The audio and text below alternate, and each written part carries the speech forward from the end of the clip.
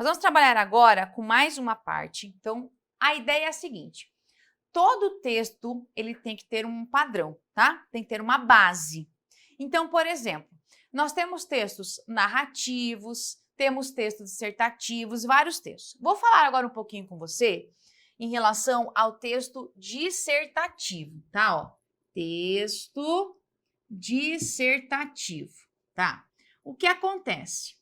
O texto dissertativo, claro que nós temos vários tipos de textos, tá? Há vários formatos. Dissertativo, descritivo, narrativo, injuntivo. Há várias tipologias textuais. O que você vai cuidar aqui apenas? Quando a gente trabalha com esse tipo de texto, como é que eu vou saber que esse texto não é um texto narrativo? Como é que eu vou saber disso? Aí nós temos que pensar assim, existe um padrão. Por exemplo, como é que eu sei que blusa, que camisa é camisa? Tá? Como é que eu sei? Porque para ser uma camisa, eu tenho que ter o lugar em que possa estar, né? O pescoço tem que passar por aqui, tem que ter esse espaço aqui, né? Senão vai fechar aqui em cima. Tem que ter as mangas, né? Ou curta ou longa, não tem problema, mas tem que ter as mangas. Então, camisa é camisa, existe um padrão para isso, tá? Pode ser com botão, né? Sem botão e tal. Então, camisa, camiseta sempre tem o mesmo padrão. Tem que ter um lugar em que a gente possa passar a cabeça e tem que ter as mangas. Há quantos modelos de camisa? Mas olha, infinitos, não tem um só. Mas a gente sabe que tem que ter um padrão. Então, tem que haver um padrão para que eu olhe isso aqui e reconheça que é uma camisa. Por exemplo, anel. Como é que eu sei que um anel é um anel? Tem que ser redondo, né? Pelo menos, ou não precisa ser só redondo, mas tem que ser para encaixar no dedo. Senão, não é anel. Porque anel aqui, brinca na orelha. Eu tenho que ter um padrão para isso. Então, o anel, eu posso ter N modelos. Modelos pequenininhos, modelos maiores, modelos cheios de brilho, modelos que são, às vezes, um pouco parece meio quadrado, não importa. Eu posso ter N modelos de anéis, mas existe um padrão que eu tenho que manter. Então, o texto dissertativo ele tem que ter um padrão também, tá? Então, como é que eu vou fazer para que isso aconteça? Há alguns elementos básicos para que ele seja dessa forma. Aí, ainda nessa perspectiva, nós temos o seguinte. Nós temos um texto que ele pode ser... Vou colocar para você aqui, ó. Nós temos dois formatos.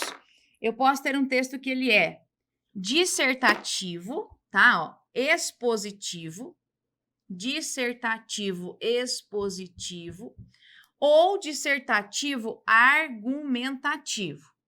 Tá, qual é a diferença? Eles são quase a mesma coisa. A diferença é assim, ó. Num texto expositivo, o que vai acontecer? Você vai ter, basicamente, apenas a exposição de informações, tá? Então, é muito comum que você fale que o texto expositivo é um texto informativo. É isso mesmo, tá? Porque ele traz só informações. Aqui, no texto argumentativo, a diferença é que nós vamos ter o quê? Nós vamos ter informações, claro, vão aparecer informações. Só que junto a isso, nós vamos ter o quê? Posicionamento. Ah, bom. Então, cuidado. A diferença entre o texto expositivo e o argumentativo é isso daqui, ó. Nesse texto eu vou ter um posicionamento. E só isso, tá? A base é a mesma. A diferença é que num texto argumentativo eu tenho um posicionamento, tá? E como é que funciona, então, o texto dissertativo? Ele é assim, ó. Vamos pegar aqui e fazer uma observação, ó. Dissertação. Qual é a estrutura padrão que eu sei que eu tenho que ter para que seja uma dissertação? Então, é assim. Vamos lá. Padrão é assim, ó. Eu tenho que ter, para que seja uma dissertação, tem que ter 3 partes, tá? Eu preciso de uma introdução. Então, precisa haver uma introdução. Tem que ter isso, tá? Tenho que ter nessa mesma sequência, preciso ter um desenvolvimento. Então, é necessário que haja um desenvolvimento, tá? E eu preciso também aqui, ó, que haja daí uma conclusão, tá? Então, essa é minha base aqui, ó. Eu preciso de uma introdução, de um desenvolvimento e de uma conclusão. Então, tem que ter isso daqui. Não tem jeito. Beleza. Tá, e como é que eu sei que uma introdução é uma introdução? Aí nós temos alguns elementos básicos, ó. Para que serve a introdução? A introdução, ela serve para que você faça você vai apresentar o assunto, tá? É aqui. E você também tem que fazer o quê? Dar um objetivo para o seu texto. Dar um objetivo, tá? Para o texto. Então, não pode ser uma coisa genérica, assim, eu tenho que direcionar o meu leitor. Se eu vou discutir, questionar, entender, alguma coisa assim. E no desenvolvimento eu faço o quê? Aqui no desenvolvimento, eu trago explicações. Eu tenho que explicar,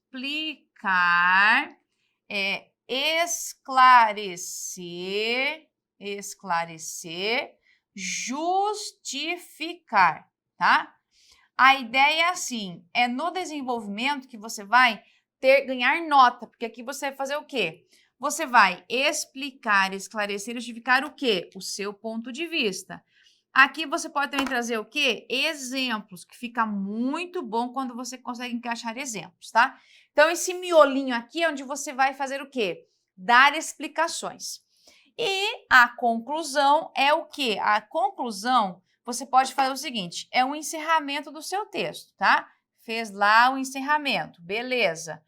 E esse encerramento, ele pode ser de várias maneiras. Você pode fazer o quê? Você pode fazer aqui, ó, como forma de encerramento. Você pode fazer uma reafirmação, tá? Você pode reafirmar o assunto principal, tá? Pode reafirmar. Você pode fazer uma reflexão, propor uma reflexão sobre o assunto. Você pode propor uma solução, se couber pelo assunto, quer dizer, o assunto não dá para fazer isso, tá? Então, a conclusão é um pouco mais ampla, né? Depende do que você fez aqui, depende da proposta. Então, a base qual é? Tem que ter esses 3 elementos aqui. O que mais tem que estar em evidência é o desenvolvimento. A nota, ó, a nota do seu texto, ela vem aqui, nota de conteúdo. Nota de conteúdo, ela está aqui, ó. É aqui que você ganha a nota de conteúdo, que é o que te dá nota mesmo no seu texto, tá? Então, isso é uma dissertação. Tem que ter as 3 partes aqui, mais ênfase no desenvolvimento. Então, você vai fazer um parágrafo aqui e um aqui. No meio, você faz aí de 2 a 3 parágrafos, depende da sua forma de escrever, tá? Beleza. Mas eu sei que eu tenho uma dissertação, e se eu tiver uma dissertação argumentativa? Ó, vem pra cá. O que é uma dissertação argumentativa? É uma dissertação que possui um posicionamento, tá? Então, aqui, ó, há sempre um posicionamento. Aí, cuidado. Quando eu falo em posicionamento, não é a sua opinião pessoal, particular, não é. O que importa aqui é sempre assim, ó. Quando eu falo em posicionamento, é o que vale para a coletividade, o que é melhor para todo mundo, o que é melhor para uma amplitude de pessoas. É aí que você tem que pensar. O que vale para a coletividade, para a democracia, para a sociedade. Então, cuidado, esse posicionamento não é o que você quer, o que você acha. Porque às vezes você pode pegar um tema de redação que é de um assunto de qual você não gosta ou ou um assunto que você não conhece muito bem, ou que você não concorda, tá? Vamos supor que você tenha lá um assunto na sua redação com o qual você não concorda, mas a questão pede que você fale sobre ele. O que você vai fazer? Ah, eu não concordo, vou falar sobre esse assunto. Não, você vai ter que falar sobre o assunto. É obrigatório que você faça isso. Então, aqui não importa a sua opinião. O que importa é que você vai ter um comando na prova e você vai ter que fazer um texto conforme aquele comando. É isso que você tem que ter um cuidado, tá? Não pode ir para radicalismo, senso comum, sabe, emoção, querer fazer o cantor chorar no final. Não é, tá? Quanto mais emoção no seu texto, pior a nota. Quanto mais radicalismo, pior a nota. Então, você tem que pensar no que é valorizado, no que é comum a todos. É isso que você tem que pensar, tá? Senão, você pode ter um prejuízo muito grande na hora de avaliação da nota. Então, assim, como é que eu marco o posicionamento? Depende muito do assunto, tá? Você pode fazer assim, por exemplo, ó, eu posso fazer assim. Você pode apenas discutir, por exemplo, os motivos em relação a alguma coisa. Discutir os motivos de alguma coisa, tá? Outra coisa que eu posso fazer, eu posso entender as consequências de alguma coisa. Quais são as consequências em relação a algo, tá? Outra coisa, eu posso fazer uma comparação em relação a causas e efeitos. Posso também, beleza. Posso definir, por exemplo, se você é a favor ou contra. Também pode acontecer aqui, tá? Pode ser que você tenha que mostrar benefícios e malefícios. Mostrar benefícios e malefícios. Pode ser que tem que fazer isso, tá? Pode ser que você tenha que apenas destacar aqui, ó, pontos positivos e negativos, e assim por diante, tá? Ou pode ser que você tenha que mostrar aqui algumas sugestões de como melhorar alguma coisa. Então, são várias formas de você se posicionar. E onde é que eu marco isso? É assim, ó. Esse posicionamento, a gente marca onde? Você marca, ó, você tem que mostrar na introdução o que é que você vai fazer no seu texto, tá? Se você quer discutir os efeitos, mostre isso na introdução, tá? Você quer mostrar as causas, mostre na introdução. E aí, feito isso, você vai explicar esse posicionamento no desenvolvimento. Explicar no desenvolvimento, tá? Essa é a dinâmica. Você direciona o seu texto. Por exemplo, tá falando lá sobre tecnologia na vida da sociedade, na vida e sociedade. Fez lá a introdução. Aí, com base nisso, é importante discutir quais são os pontos positivos e negativos da tecnologia em sala de aula. Então, você definiu o seu posicionamento. Aí, você vai fazer o quê? Explicar no desenvolvimento. É assim que você tem que fazer, tá? Você aponta aqui, explica aqui. Essa é a base. Então, tem que ter um texto. A diferença, por exemplo, do texto expositivo é que você não precisa mostrar posicionamento. Você tem que só falar sobre algo, tá? Mas não precisa escolher um lado da história, nada. Mais ou menos isso. Então, veja aqui. Para eu ter uma dissertação, eu preciso o quê? De uma estrutura. E eu preciso, quando é argumentativa, mostrar de forma clara o meu posicionamento. Quando você tem uma só expositivo, precisa marcar de forma clara aqui, tá? Mas quando é argumentativa, precisa, tá? Tem que fazer isso. Então, veja, tem essa estrutura aqui que você tem que manter, tá? De forma obrigatória e esse lado aqui também, os dois você tem que manter, legal? Então, essa é a base que a gente tem em relação ao texto dissertativo. O que nós vamos fazer agora?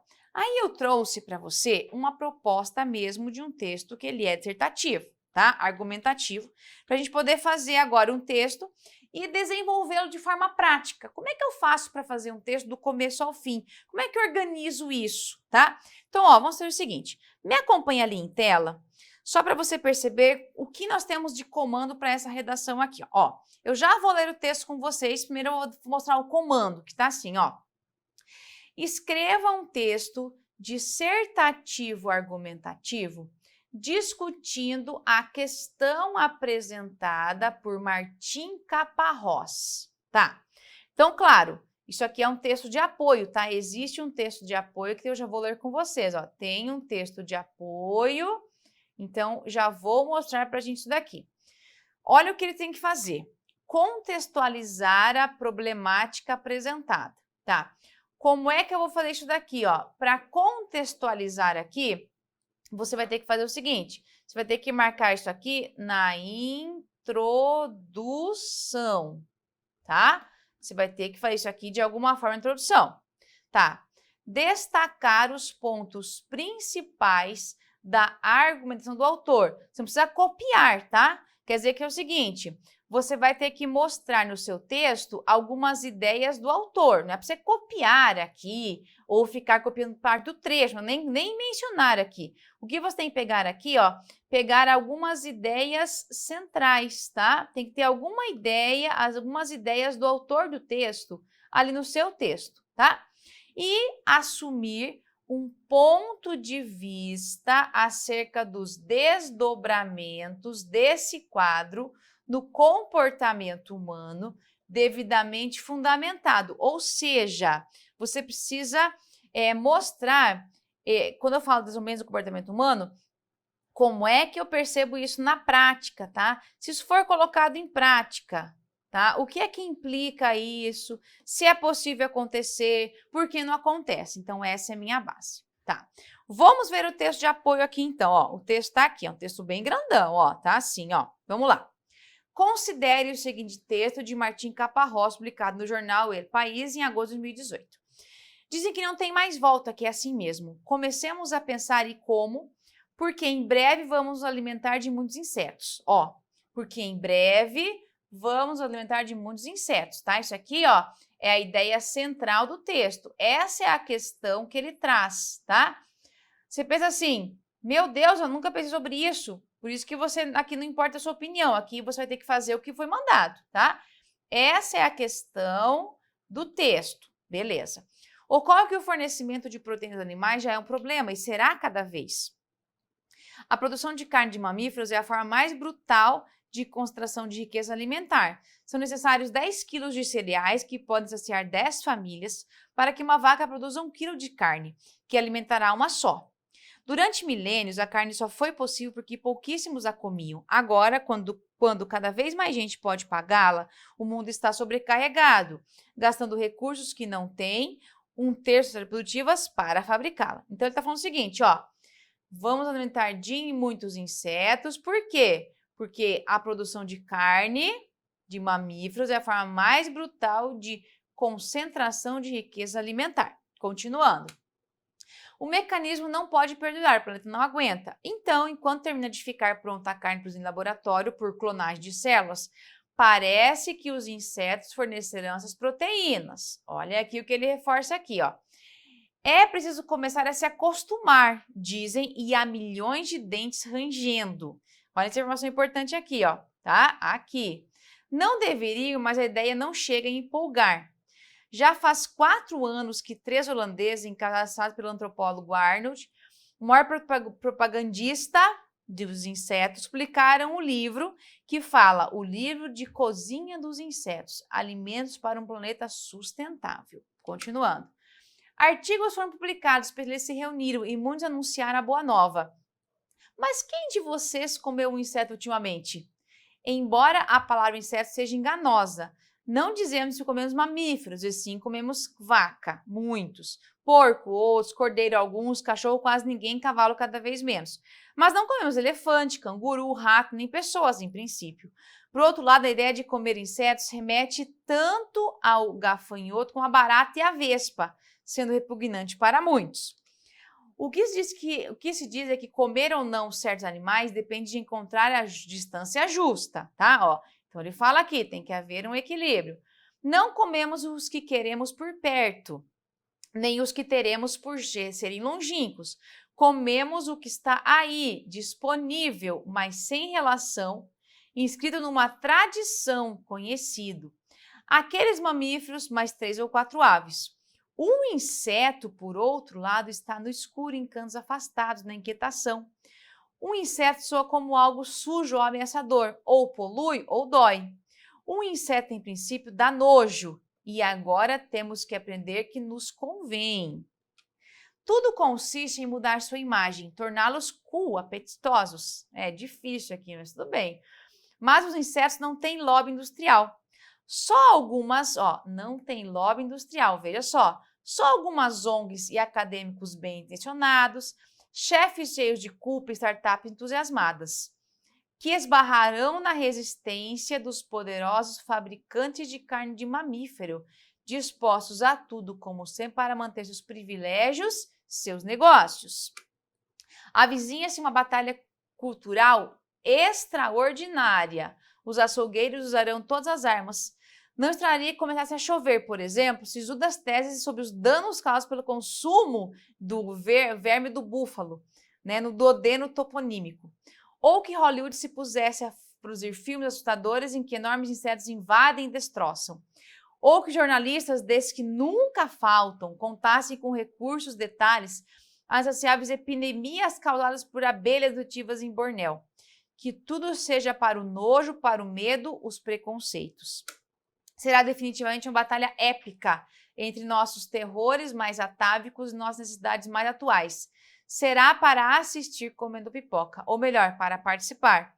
Uma luta entre os que pretendem conservar tudo para alguns poucos e os que querem que muitos outros tenham um pouquinho. Assim, a guerra contra o nojo será, quando for lançada, outra batalha de grande guerra contra a fome. Tá, aí olhe para mim um pouquinho aqui. Você olhou assim... agora, eu nunca pensei sobre isso e eu não concordo, eu nunca vou comer insetos. Aqui não importa a sua opinião, reforço. Esse é um exemplo claro para que você perceba que aqui não é a sua opinião que importa, não é seu ponto de vista. Aqui você vai ter que falar sobre isso. Porque o que o autor colocou aqui? Nessa proposta, ele colocou como a ideia. Qual que é a questão apresentada? Em breve vamos nos alimentar de muitos insetos. É isso que ele coloca. Então, o seu texto tem que discutir isso. Essa possibilidade de que existe uma alimentação por insetos. Aí, claro, já há lugares em que isso acontece. E aqui não importa se você gosta ou não, se você concorda ou não. Não importa. Volte comigo à tela. Olha o que a questão pede que você faça. Aí você tem que superar tudo. Olha só.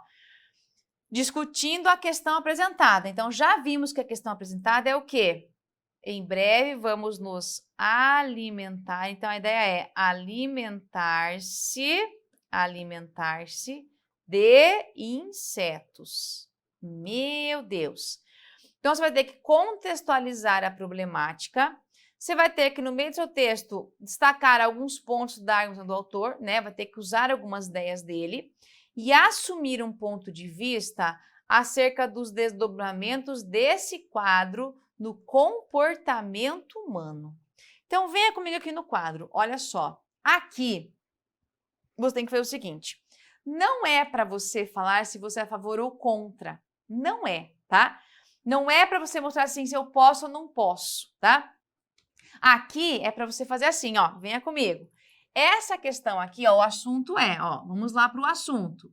Cuidado para você não errar na hora de entender o que é para ser feito, tá? O assunto é alimentar-se de insetos, tá? Veja que aqui não é para você falar se é a favor ou contra, não é isso. É para você mostrar o seguinte: o fato de alimentar-se de insetos, quais as implicações que isso tem, tá? É isso que você vai ter que discutir. Não é para mostrar se você é a favor ou contra, se você concorda ou não. No texto ali que a gente leu, o autor não fala se ele concorda ou não, se é a favor ou contra, ele só fala que isso é uma realidade e que quando isso começar a acontecer de verdade, vai ter muito problema, um choque cultural, vai ter muita batalha entre os que querem e não querem. Mas a questão não pede para você falar se você concorda ou não.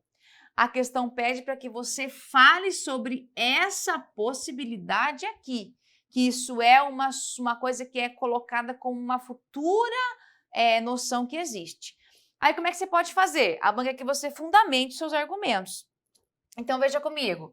Primeiro você pense assim, ó, alimentar-se de insetos. Existe ou não algum lugar que isso acontece? Existe? Sim, tá? Há lugares em que as pessoas se alimentam de insetos, você tem que saber que existe aí. Se eu pegar ali China, né, alguns países asiáticos, isso acontece. Existem muitos lugares em que isso tem, as pessoas se alimentam de insetos, sim. Se eu pensar em alguns povos indígenas, você vê às vezes aqueles programas assim de sobrevivência na selva, sabe, no meio do mato, come aquelas larvas. Então existe essa possibilidade, existe, tá? Existe sim. E, né, se for só ler um pouquinho sobre, você vai perceber que eles têm uma carga de proteínas muito grande. Então, quer dizer que é possível, tá? Mas aí nós temos uma disputa, tá? É claro que vai haver uma disputa. Quem é que vai comer? As pessoas vão concordar ou não, tá? Outra coisa, existe elemento cultural. Há lugares em que as pessoas já comem insetos, mas há lugares em que isso não é cultural. Então, não é só você impor uma realidade, você sabe que tem muita coisa envolvida no meio do caminho, tá? Então, por exemplo, você come carne de gado em alguns lugares. Em alguns lugares, a vaca é um animal sagrado. Então, a cultura tem muito a ver com isso daqui. Então, você tem que construir o seu texto pensando nessa perspectiva aqui, tá? Como é que ficaria você fazer um texto pensando nessa realidade aqui? Então, eu fiz o seguinte, nós vamos ver agora um texto pronto para você ver como é que ficaria um texto escrito nessa perspectiva aqui, tá? Aí, eu fiz assim, ó, construí um texto com 4 parágrafos. Introdução, desenvolvimento e conclusão. Então, aqui eu fiz o quê? Eu apresentei o assunto, que é a parte da contextualização. E aqui eu vou desenvolver, aqui, claro, as ideias. Eu tenho que trazer o quê? Justificativas aqui, tá? Vou ter que justificar aqui nesse pedacinho, tá? Vai ter que haver aqui justificativas, porque eu tenho que fazer isso. E aqui é apenas uma reafirmação. Não dá para você colocar solução, veja que não tem como fazer isso, tá? Não é um problema que tem que ter uma solução. Então, eu dividi aqui em 4 parágrafos pensando nessa lógica aqui. Me acompanhe em tela agora. Olha só, versão final, como é que ela ficaria, tá? Um dos desafios do tempo presente está relacionado à fome no mundo, tá? Então, ó, isso aqui é tudo esqueletinho, ó. Um dos desafios do tempo presente está relacionado, aí eu tenho o assunto aqui, ó, fome no mundo, que é o assunto geral. Para tanto, faz necessário discutir como resolver essa situação, já que evidentes aspectos como desperdício de alimento, perdas em produtividade, já que são evidentes, né? E desigualdade de renda. Beleza. Então, aqui, ó, o que eu fiz? Eu apenas contextualizei. Opa, vou pegar aqui, ó, contexto, tá? O contexto aqui que envolve esse assunto. Aí, agora eu vou fazer o quê? Vou dar um objetivo para o meu texto. Eu vou dar aqui um objetivo. E é aqui, ó, por isso, alguns especialistas apontam para uma possível tendência à alimentação à base de insetos. Agora aqui, ó, é meu ponto de discussão. Beleza. Próximo parágrafo. Em primeiro lugar, já vou marcar aqui que eu comecei meu desenvolvimento, ó. Já marco de cara aqui, ó. Torna-se coerente afirmar que a rejeição aos insetos é uma questão cultural, ou seja, está ligada ao comportamento do homem. De cara eu já começo com o meu ponto de apoio aqui, ó, tá? Ó, já começo aqui com o meu argumento. Para muitas pessoas, esse hábito é visto como uma atitude primitiva, o que gera certo preconceito. Então, eu já contextualizei e trouxe informações a mais aqui. Porém, aí meu contraponto, tá? Que eu vou fazer uma reflexão agora. Há muitos lugares que usam os insetos em suas refeições diárias. Então, eu coloquei o contraponto. Tem muitos que não concordam, que rejeitam, mas há lugares em que isso já é comum. Por exemplo, no Camboja, Sudeste Asiático, aranhas são iguarias. Exemplo. Na China, apreciam-se espetos de grilos e larvas de bicho da seda. No México, degustam-se lagartas. Então, eu mostrei que existe uma rejeição, tá? Mas isso é cultural, ó. É uma questão cultural, porque há lugares em que isso já acontece. Beleza. Próximo aqui. Nesse sentido, verifica-se que a opção por comer ou não insetos tem relação com o contexto de cada país, tá? Vamos lá, ó.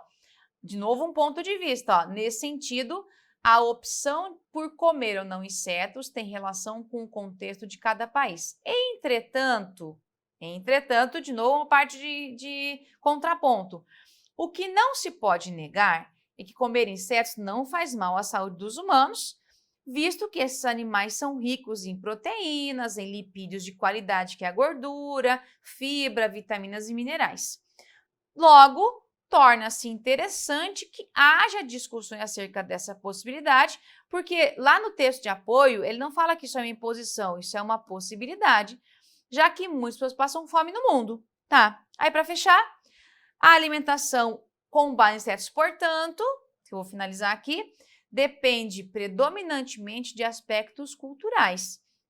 Talvez seja uma alternativa para lugares em que a fome é severa e onde não há soluções rápidas para superar esse desafio, tá? Então, vamos lá, ó. Aqui eu coloquei uma possibilidade. Além disso, vale ressaltar que a produção de alimentos está ligada a aspectos econômicos também, o que influencia o investimento em uma e outra forma de acesso a alimentos. Essa partezinha aqui, ó, é referência lá ao texto de apoio, né? Que ele mostra isso daqui, ó, que tem os produtores e tal. Então, veja que no meio do meu texto eu fui fazendo algumas observações. Então, a ideia é, ó, um texto bem básico, já deixa marcado desde o começo o assunto, tá? Aí a reflexão sobre que existe uma rejeição, mas ela é cultural, aí mostra lugares em que existe essa alimentação, mais uma reflexão que o contexto de cada país influencia bastante, mas comer insetos não faz mal à saúde e que é interessante discutir sobre isso. Veja que eu não disse se é a favor ou contra, só me disse que é importante discutir, porque até o texto de apoio fala de uma possibilidade. E no final, essa reflexão. Talvez onde a fome esteja severa, isso aqui seja uma opção agora. Mas existe, claro, muito aspecto econômico ligado a essa perspectiva aqui, tá? Então, volte a mim aqui um pouquinho. Perceba que a ideia é fazer um texto direto. Veja que eu fiquei muito fiel ao texto de apoio, ele tem que dialogar com o texto de apoio, já tentando mostrar essa perspectiva, trazendo informações novas sobre isso, tá?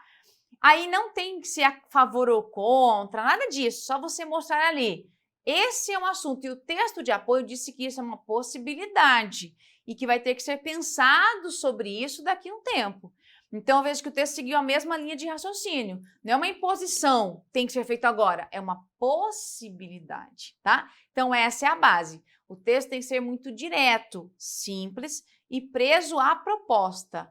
Não teve aqui contra ou a favor. Teve apenas uma mesma linha de raciocínio que o texto de apoio trouxe para a gente. Legal?